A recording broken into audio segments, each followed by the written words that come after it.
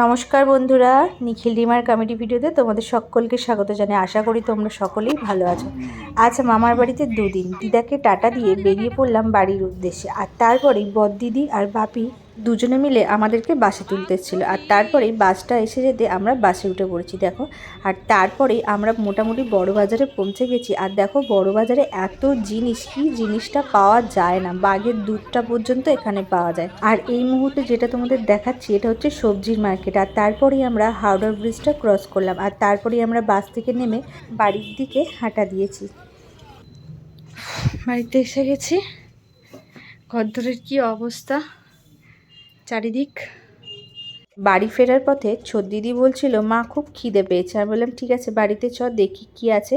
আর বাড়িতে এসে ফ্রিজে দেখি এক টুকরো লেবু পড়ে আছে, কিছুটা দই আছে আর দুধ আছে। আমি ভাবলাম তাহলে ছানাটা কাটিয়ে ফেলি, কিন্তু ওই এক টুকরো লেবু দিয়ে তো আর ছানা কাটানো যাবে না। তাই ভাবলাম টক দইটা যেটা ছিল সেইটা দিয়েই ছানাটা কাটিয়ে ফেলি। বলতেই আমি সঙ্গে সঙ্গে দুধের সঙ্গে দইটা মিশিয়ে আমি দুধের মধ্যে ঢেলে দিলাম। আর তারপরে একটু গরম হয়ে যাওয়ার পরে আমি ওটা বন্ধ করে রেখে দিয়েছিলাম। আর তারপরেই আমি সন্ধ্যেটা দিতে চলে গেলাম। আর সন্ধ্যেটা দিয়ে এসে দেখলাম ছানাটা পুরো একদম কেটে গেছে। দেখো কত সুন্দরভাবে ছানাটা কেটেছে। আমি সত্যিকারে ভাবতেও পারিনি যে এত সুন্দর ছানাটা কাটবে। আর তারপরে ছানাটা একটা ছাঁকনির সাহায্যে জলটা ঝরিয়ে নিয়ে দিদিকে খেতে দিয়ে দিলাম। আর যেহেতু দিদি রেডি হয়ে গেছে পড়তে যাবে, বললাম বাবাই তাড়াতাড়ি করে খেয়ে নে, বলতে ও তাড়াতাড়ি করে খেয়ে নিল। আর তারপরেই ওকে আমি নিয়ে পড়তে চলে গেলাম। আর একটা হেলমেটও নিয়ে নিয়েছি, দেখতে পেয়েছো তো। ওকে পড়তে দিয়েই আমি আর বাবু দুজনে মিলে চলে গিয়েছিলাম মন্দিরতলায় প্যারিস বেকারিতে। হ্যাঁ ঠিকই ধরেছো, প্যারিস বেকারি মানে কেক। আর তারপরেই ওখানে গিয়ে আমরা একটা কেক অর্ডার দিলাম আর কেকটা নিয়ে নিলাম। আর তারপরেই বললাম যে দাদা দুটো ক্যান্ডেল দিয়ে দিন। আর তারপরেই ক্যান্ডেল আর কেকটা নিয়ে আমরা বেরিয়ে পড়লাম বাড়ির উদ্দেশ্যে। আর তারপরেই বাড়িতে আসার সময় ভাবছি যে বাড়িতে গিয়ে তো আবার রান্না করতে হবে, কি করব রান্না। তাই ভাবলাম যে বাড়িতে এসেই বরঞ্চ ভাত সব বসিয়ে দিই। বলতেই ভাত এদিকে বসিয়ে দিয়েছি। আর তারপরেই কর্তামশাইকে বললাম যাও দিদির তো ছুটি হয়ে গেছে, নিয়ে চলে আসো বলতে। তারপর কর্তামশাই দিদিকে নিয়ে আসলো। আর তারপরেই আমরা রাত্রের ডিনারটা করতে বসে পড়েছিলাম। আর ডিনারটা সারার পরেই একটু ওয়েট করছিলাম কখন 12টা বাজবে। যেই ঘড়িতে 11:15 বেজেছে আর আমরা সঙ্গে সঙ্গে কেক নিয়ে বেরিয়ে পড়েছি দিদির বাড়ির উদ্দেশ্যে। দিদির বাড়ি যাওয়ার সময় আমরা কিছুটা পথ আগেই গাড়ি থেকে নেমে পড়েছিলাম, কারণ গাড়িটা নিয়ে গেলে ওরা আওয়াজ পেয়ে যাবে আর ওরা বুঝতে পেরে যাবে যে আমরা এসেছি। সেই জন্যই আমরা এই সারপ্রাইজটা দেওয়ার জন্য এই কাণ্ডটা করেছি। আর এসে দেখলাম যে জামাইবাবু চানাচুর খাচ্ছে। জামাইবাবুকে জিজ্ঞেস করলাম এত রাত্রে চানাচুর খাচ্ছে, চলো বার্থডে সেলিব্রেশনটা দেখে ফেলি।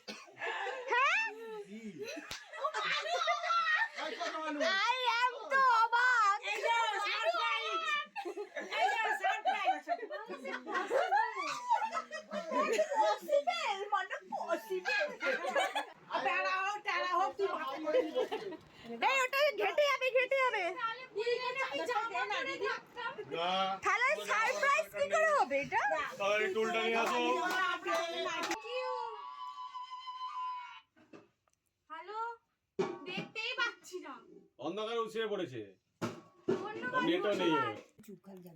তাহলে আর আনবে না, বেকার আশা করছি। Birthday to you, happy birthday two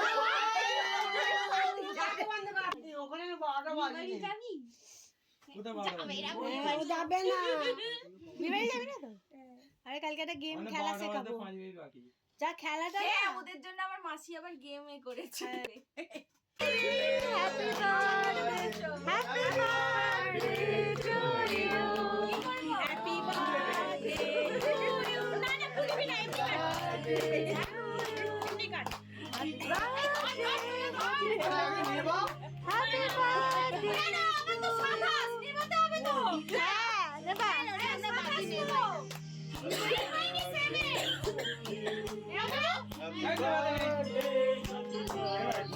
Happy birthday to you. Happy birthday to me.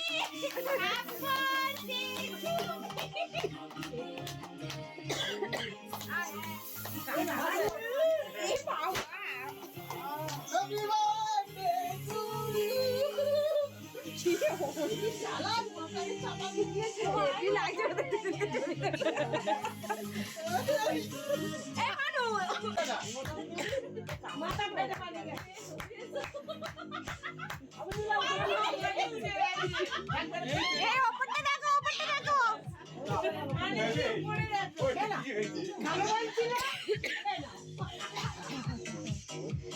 একাদশী একাদশী যা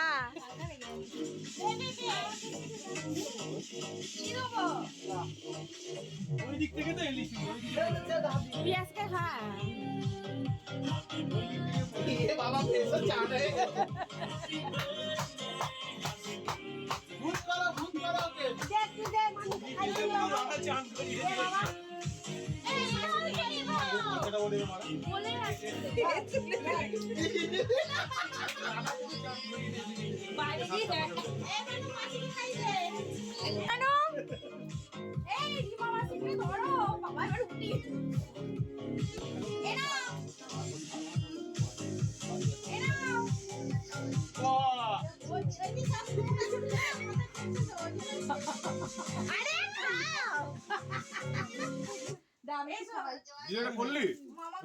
আর তারপরেই পিয়াস মানে বঞ্চির কথা বলছি, ও চলে এসছে প্রিয়বাবুকে কেক খাওয়াতে। তো চলো, বেশ ঠান্ডা মুডেই কেকটা খাওয়া ছিল। আর যেই না ও উঠে কেকটা মাখাতে শুরু করে দিল, বেশ ও চুপচাপ দেখো কেকটা মাখছে বা যেন প্যাক লাগিয়ে দিচ্ছে। ঠিক আছে, মাখাচ্ছ মাখাও, এবার আমিও তো প্যাক মাখাবো তোমাকে নাকি, বলতে ও মাখাতে লেগে পড়লো। আর দেখো প্রিয়বাবু সেইটাকে আবার কি করছে, চেটে চেটে খাচ্ছে, বলছে এটা টেস্ট তো দারুণ। এইখানটা ব্যাকগ্রাউন্ডে অনেক মজার কথা ছিল, কিন্তু একটা গান চলছিল বলে গানটা আমি মিউট করে দিয়েছিলাম।